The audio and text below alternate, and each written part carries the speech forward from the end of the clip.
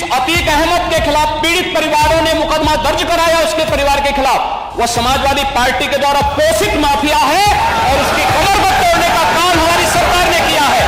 और फिर मैं कहती है इसे हम इस माफिया को मिट्टी में मिला देंगे।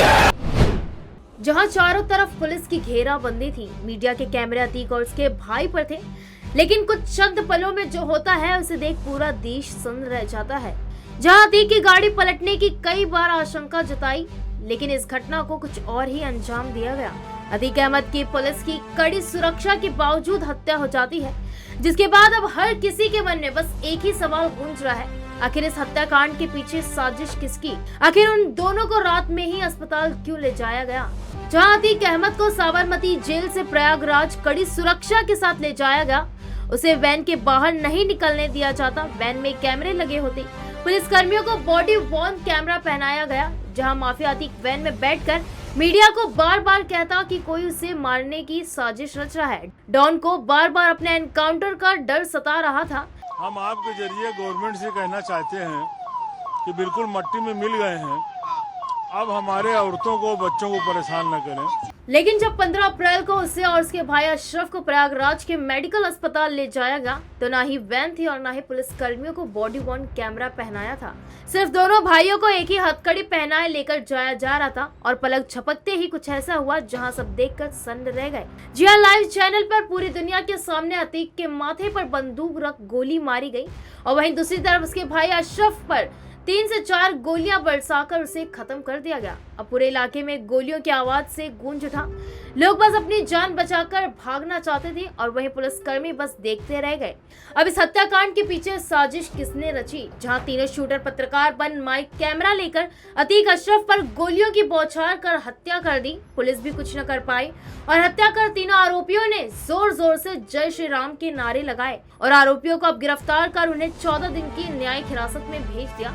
अतीक की हत्या के सिर्फ 1.5 दिन पहले ही उसके बेटे असद और गुलाम शूटर की हत्या कर दी गई थी, तो वहीं दूसरे दिन अतीक की हत्या हो जाती है। अतीक की पत्नी शाइस्ता वो इतनी पत्थर दिल बन गई या उसे भी अपने एनकाउंटर का डर सता रहा था। शाइस्ता न तो अपने बेटे के जनाजे में आई और न ही अपने पति अतीक और देवर अशरफ के जनाजे में।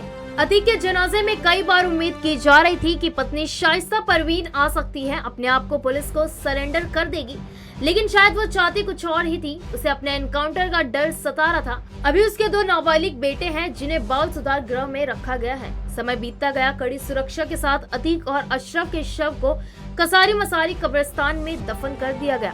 जैसे कि योगी ने सदन में कहा था कि माफियाओं को मिट्टी में मिला देंगे, उसी तरह कल अतीक मिट्टी में मिल गया। जिस माफिया से कभी पूरा यूपी थर-थर कांपता था, योगी ने उस माफिया को खून के आंसू रुलाए। जिस अतीक अहमद के खिलाफ पीड़ित परिवारों ने मुकदमा दर्ज कराया उसके परिवार के खिलाफ, वह समाजवादी पार्टी के द्वारा पोषित माफिया है और उसकी कमर तोड़ने का काम हमारी सरकार ने किया है।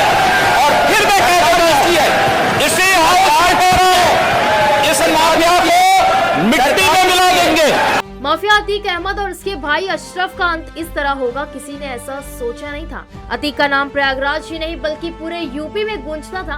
कहा जाता था उस वक्त अतीक जिस भी जमीन या बंगले घर पर हाथ रख दे, उसका मालिक उसे खाली करके चला जाता था। आज हम उसी अतीक की पूरी कहानी देख रहे हैं कि कैसे वो अपराध से लेकर राजनीति की दुनिया तक चर्चित नाम बन गया। कैसे एक तांगे वाले के बेटे ने दहशत का ऐसा साम्राज्य खड़ा किया कि कानून भी उसके आगे बौना साबित होता रहा। एक बार सांसद, 5 बार विधायक रहे माफिया अतीक पर 44 साल पहले पहला मुकदमा दर्ज किया था। तब से अब तक उसके ऊपर 100 से अधिक मामले दर्ज हुए, लेकिन पहली बार उमेश पाल अपहरण कांड में उसे दोषी ठहराया गया और उसे उम्र कैद की सजा हुई। एक वक्त था जब अतीक के केस से जज भी थर्राते थे। अतीक की जमानत याचिका पर सुनवाई से 10 जजों ने खुद को अलग लिया था, लेकिन अब कुछ ऐसा हुआ कि जहां माफिया ब्रदर्स मिट्टी में मिल गया और साथ ही अतीक का बेटा असद भी मिट्टी में मिल गया। Bureau report, metro Bharat.